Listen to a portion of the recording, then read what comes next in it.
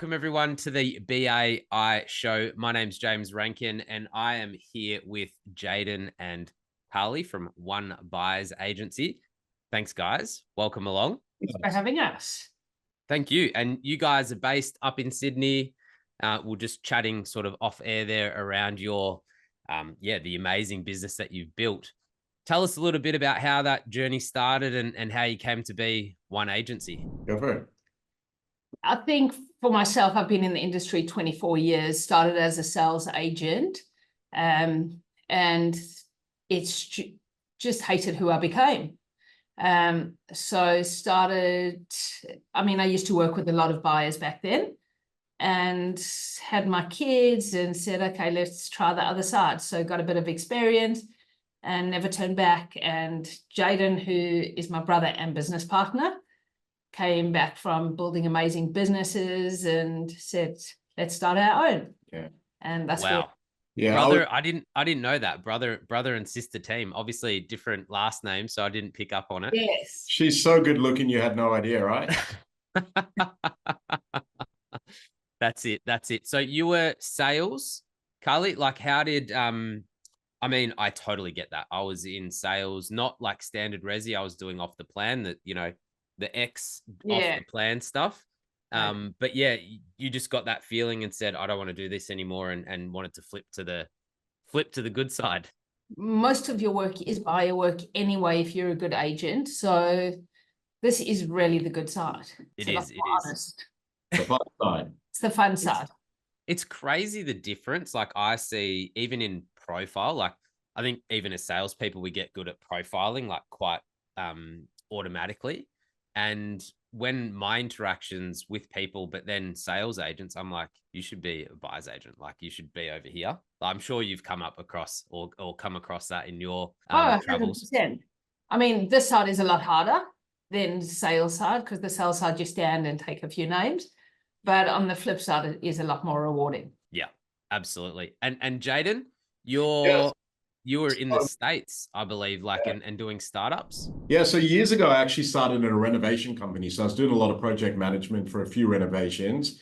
Landed up going to New York City. So I was running a tech company. So my job was to run, scale, build them, and sell them at the end of the day. So majority of them got acquired. And after a number of years there, Carli gave me a call and said, look, buyer's agency world is new.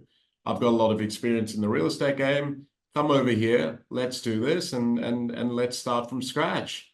And that was nearly 9-10 years ago. Wow. Yeah. That is a long journey, like, as in to have the confidence. And I've seen this, sibling team work quite well. Obviously you wouldn't go down this road if you didn't have a good relationship anyway. But just the powerhouse of that combination. So I guess your background, like, how does that transition, all your tech startup stuff into, I guess, this world? Like, how did you transition across? I couldn't do it without him. So I couldn't run a business without him. So he'll explain the answer to that. Listen, I was running operations, I was running sales, I was running all the due diligence for a lot of these companies. And at the end of the day, what's involved in the buyer's agency world essentially encapsulates everything that I did for so many years, right? It's all about the customer experience. It's all about the research. It's all about the due diligence. And it's all about just making sure every single one of our clients feels like they're in the best hands. So essentially everything that I did there for so many years was able to bring over here and put to work, growing the business and buying what we've been able to buy over the last few years. Amazing. And I understand you have a couple of, philosophies within the business, like celebrating losses or wins rather, and like understanding your losses. How do you implement that into your business? Like, you've got a team now, right? So how do you sort of get them to buy into your philosophy as well? Of course. So this is an industry where it's a roller coaster ride. You're up and you're down, and when you're down, you have your team to pick you up. And I think that's where we have something special, where we've got a team that supports each other, and which is extremely rare in this industry. Where your wins, you actually have your wins, but this is an industry where it's commission only, and that's where you stop worrying about the money. once you stop worrying about the money, and I always say to my team, pay yourself a salary. You know, you can get a massive paycheck and all of a sudden everyone will go and spend it. Pay yourself a salary that if you have your down, it doesn't matter. Keep moving and stop worrying about the money. The money will come. Just do the right thing by the client and the money will come. And then your ups and your downs, just celebrate your wins. Yeah. I think for us, James, as well, is because it's such a tight-knit industry as well, and because we have a team that shares so much knowledge and experience, for us, we have to be on top of every single, we have to be on top of the market. So whether it be a loss or a win, we want to understand the whole process that was involved in every single deal, whether we lost it or win. And the ultimate goal is to share it across the team and make sure each person is ultimately learning from each other to make sure that the next deal, the next experience is better than the one before. Yeah, it's super hard to like reset, especially if you don't have that thick skin. I'm sure you've had it in your team. Like you'd be very selective on your team, but you might have a member that's like amazing, but they just wear their heart on the sleeve. Yes. And if they do have this like constant sort of barrage of losses, is there any golden nugget there or hack that you guys might use to help them through a situation like that? Work in pairs. So a lot of our team is to work together, work in pairs, because you're going to have wins, you're going to have losses. But if you're working in pairs, you have double the success. And the one person who's running one client and the other person who's running one client, at least one of them will win, that it doesn't make that loss feel so bad. Exactly. Love it. And do they get remunerated like as in that pair, or they just run together and it's like a buddy system? Buddy system. Everyone works with everyone. Yeah, it's so good. It's so good. It's teamwork at the end of, and that's teamwork at the end of the day, right? We're all I think it's sometimes in life you see everyone in it for themselves, but at the end of the day, it stands true to that word. When you work as a team and you work together, everyone's got the same goal at the end of the day, and ultimately, the better you work together, the quicker it's achieved and the better it's achieved. Yeah, and it sounds like you guys have focused on that team building activities, but also, you know, the philosophy that you guys want to instill in the business, because that flows onto the customers. And, you know, as you grow and you can't handle every customer and every client through the door, you have to make sure the team is, you know, living how you want to live. But how have you gone about that? Like that's really difficult to do in this day and age. You know, like any bigger business or even someone that wants to employ a single employee really struggles with team. How have you guys built that? Like, is there any activities that you do regularly? I know you've got the buddy system, but is there anything else that you guys do regularly? I would say, look, I think first and foremost is making sure you have the right team, right?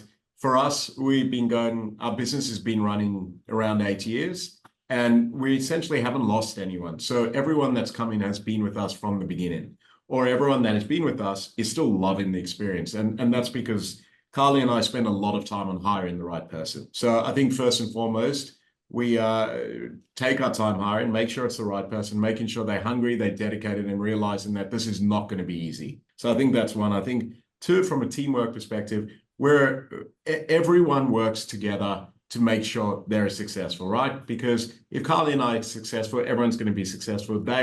We are as well, if that makes sense. So we want to make sure each person has the experience they need. They're educated as much as they can. They understand the market and they're the best they can be in the industry, and especially in the market. And we're growing together year by year by year. Every one of us is growing in terms of education, figures wise, and knowledge. Yeah.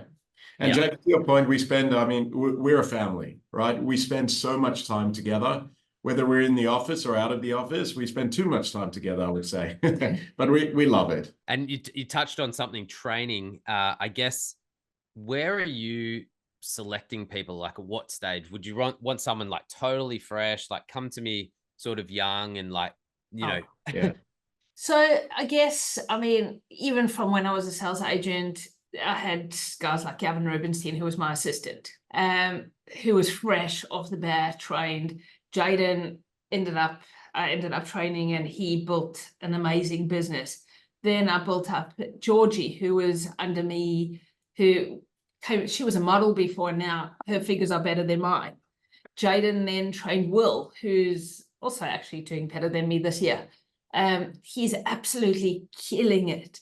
Now my next assistant, Michael, who's part of us, I mean, he started at the Crown he was in service, and the guy is absolutely killing it. So I guess no experience is probably better, but you need that drive. This job, you've got to eat, breathe, sleep real estate, and if you're not willing to do it, I mean, you're not going to be at the top of the game.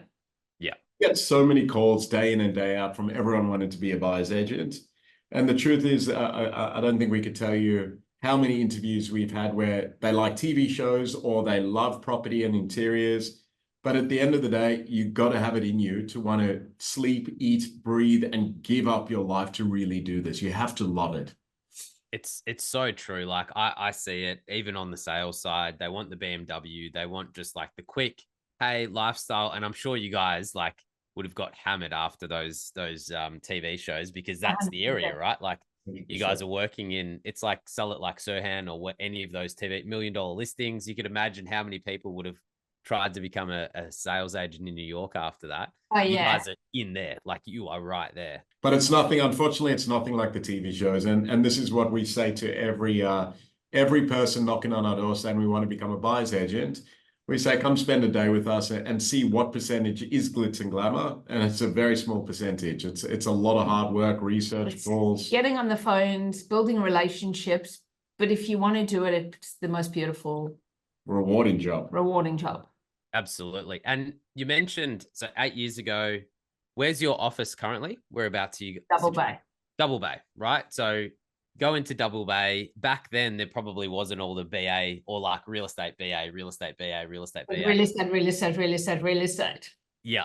So how did that feel like moving into that area? Was it, because people in the east of Sydney, it's definitely, I would say it's the most competitive in Australia, like by far for the BA space. And as the awareness grows, like we rewind to, what year was that? 2016, something like that. What did it look like when you were having conversations with people? Because not everyone was using a buyer's agent back then, right? Oh, yeah.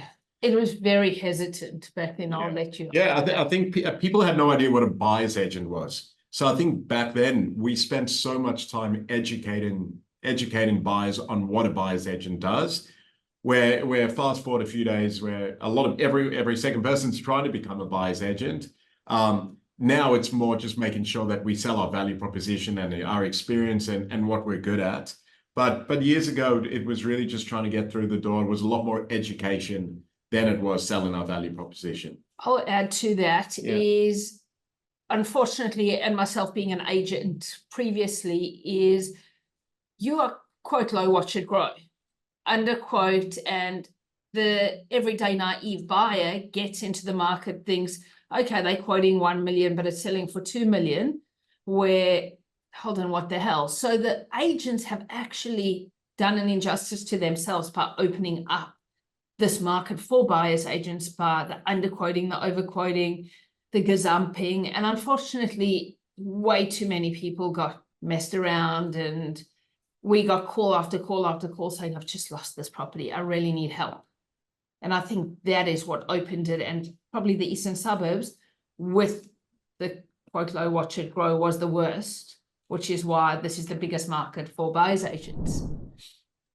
Yeah. And obviously the budgets might suffice the fees and things like that as well, right? So just the pricing in terms of where it grew in Melbourne as well was like the inner east and those sorts of areas, just because people had the budgets. But that totally makes sense. And I still think Sydney's underquoting is the worst. Like Melbourne gets a bad rap, but Sydney's freaking it's right up there. Well, listen, I think to most of the agents at the end of the day, and specifically now, they become a lot smarter, right? And I think the good agents are going to quote appropriately and correctly, which again is just going to make their job a lot easier, and it's going to make them look a lot better.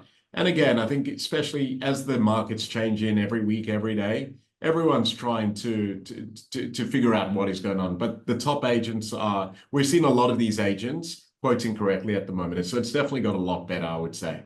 That's interesting because, yeah, I've seen them shoot themselves in the foot because, say, everyone's underquoting, and let's just say it's a $2 million property, and they say, yep, well, the guide's 1.9 to 2 million with no adjustment, and that the property's worth 2 million. So everyone's factoring in 2.3, 2.4, and no one shows up because they have to underquote to meet the market sort of psychology and like understanding. Spot on. Spot on. But then you've also got the off-market properties where unfortunately 50% of the off-market properties are overpriced, but your clients want them.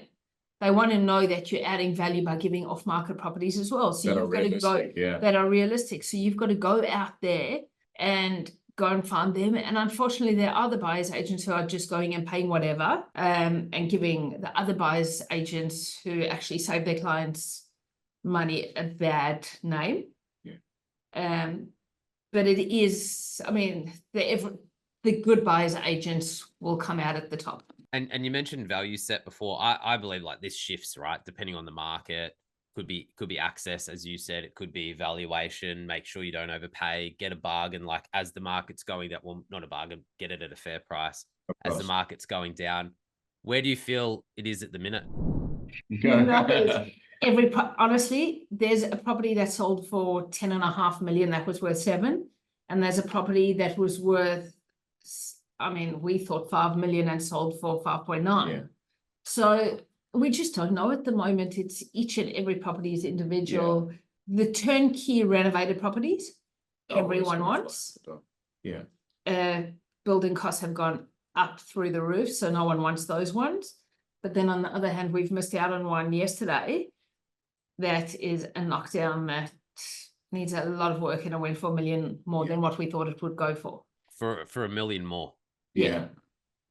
So it's also interesting because I think traditionally there used to be property cycles, right? You would come in and you'd have your spring and your autumn and your after holidays. It's not really like that anymore, right? Since COVID, it's changed a lot. So it's hard to really understand. I mean, we have to look at all the variables. We have to look at the economy. We have to look at mortgage rates. We have to look at all of this.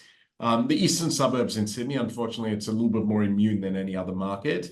But from our perspective, we hope that there's going to be a lot more property coming onto the market. But because prices have increased so much in Sydney and in the east and a lot of other markets, we're finding that people don't know where to go. So yes, people are happy to sell their properties and they're going to make good money on their properties. But where do they go? They can't afford that discrepancy or that difference. The difference. 24 years ago, when I started this industry, you bought a unit for 200,000, a semi for 400,000, a freestanding house for 600. That step up wasn't as much. Now that step up is, well, in the eastern suburbs, you $2 million for a unit, 5 million or 6 million for a semi, and the freestanding is above 10. So that gap is a lot bigger. So and then people wanting to downsize, decent downsizer units are the same as the houses. So people are staying where they are for a lot longer, and it's no longer that 5 to 7 year turnaround. So we have to work harder to go find the stock. Yeah, it's a real shift now, isn't it? Like it's this dynamic. I mean, Sydney's second most expensive city in the world, to live in the world, which is just crazy. I think we've got 3 out of the top 10. Our tiny little population, 3 out of the top 10 is just stupid. It's absolutely crazy. So yeah, I mean, who knows where that'll go. Anyway, moving on. I'm sure we can talk about that forever and a day. In terms of your business, like you guys have had some successful months. Biggest one recently. How long ago was it? Your $50 million month? 2 months ago. 2 months, yeah. I'd say about. Yeah, we've had a few of them, but I think our biggest one most recently was a $50-60 million month. And again, we've had so many of those, which is a testament to the team and the hard work that everyone's doing. What was the breakdown? Like, what was the breakdown of properties that you bought through that? Let's just pick one of the months. Probably the one which was end of last year, because the one a couple of months ago was just a 40 million and a 50 million, or a 30 million and a $50 million property. Well, that's pretty cool. Like they're pretty extraordinary properties, no doubt to walk through as well. Of course, the best of the best. Definitely. And the one last year.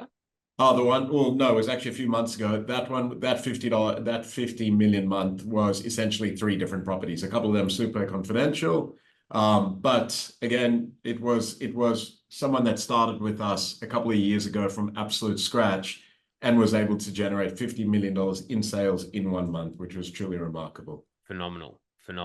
Yeah. So they were on your team, you've built them up and they've transacted on 50 mil.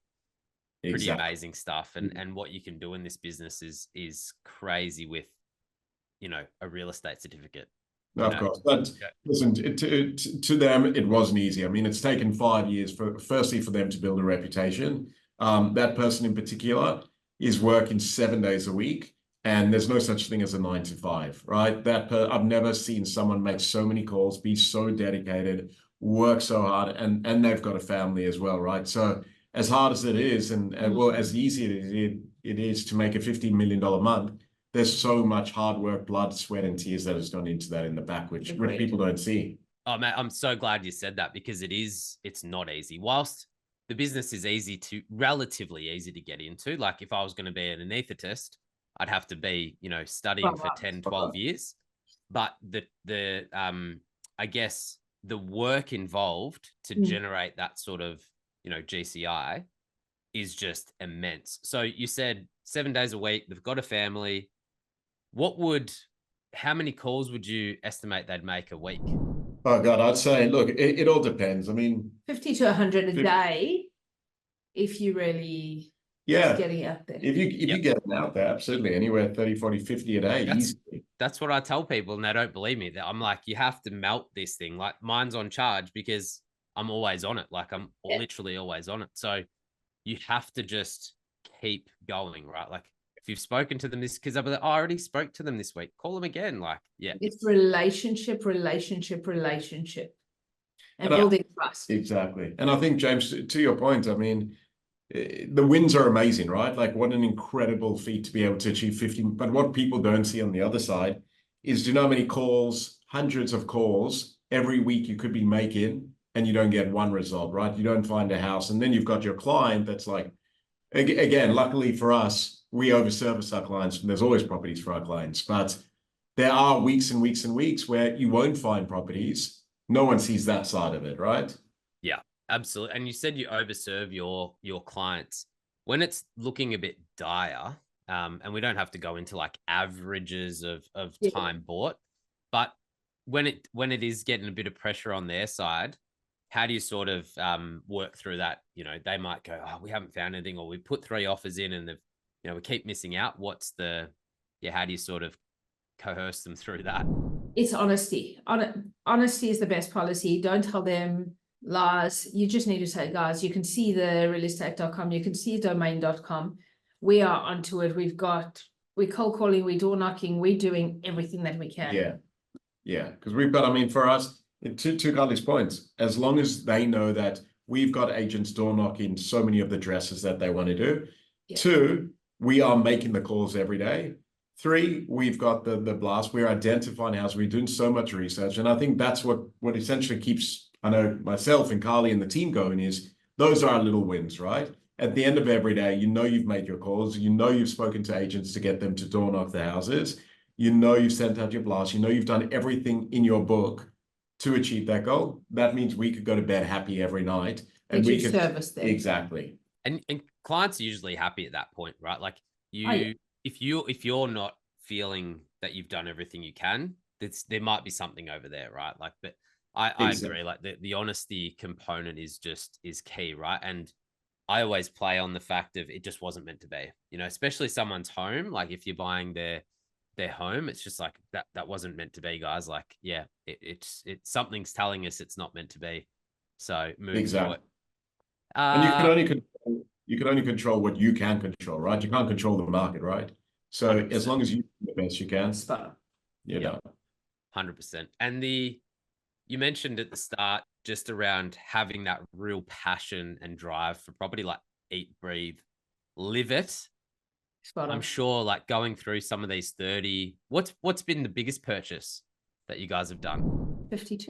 No. There was, sorry. No, that was last. The biggest one, it's a bit more on the confidential side, but let's say between 60 and 80. 60 and 80. That's a good bracket. So in terms of, and that might not even be your most special property. Yeah. But what was it like? You know, because I'm a property lover. You guys are 100% property lovers. What is it like going through those homes? Terrible, some of it. If you want it, like, you know, we are in a niche where you are on the water and there's so few properties. But some of these $50 to $100 million properties, you walk through and you want to knock it down and restart.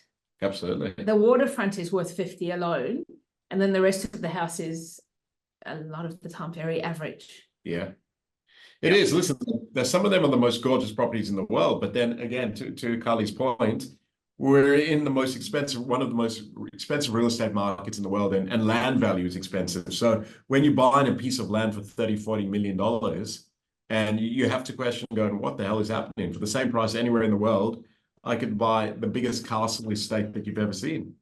Melbourne's got beautiful, beautiful character homes.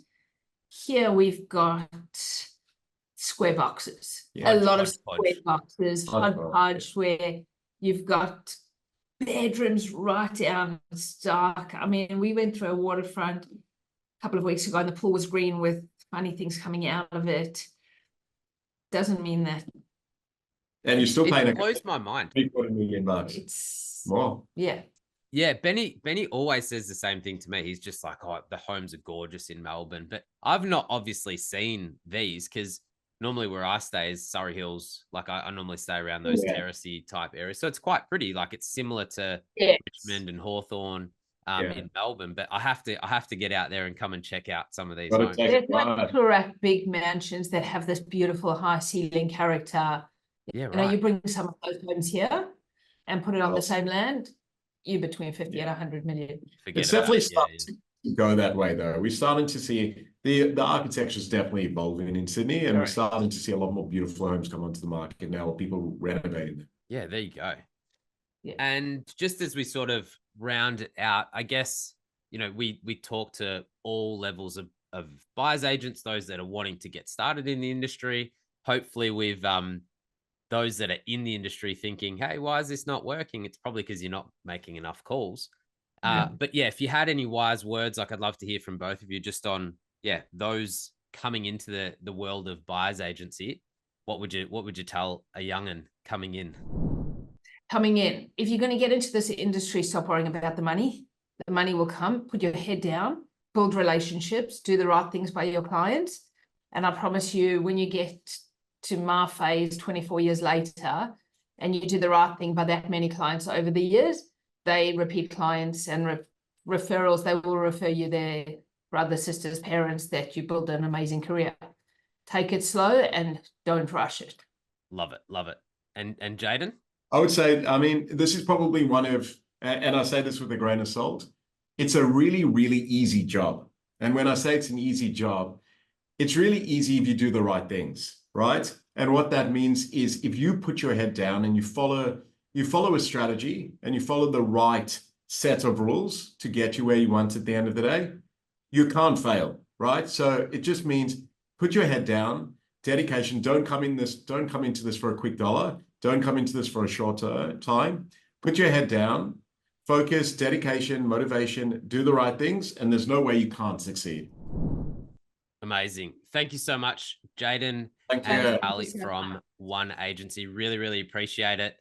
Thank you, guys. Thanks so much.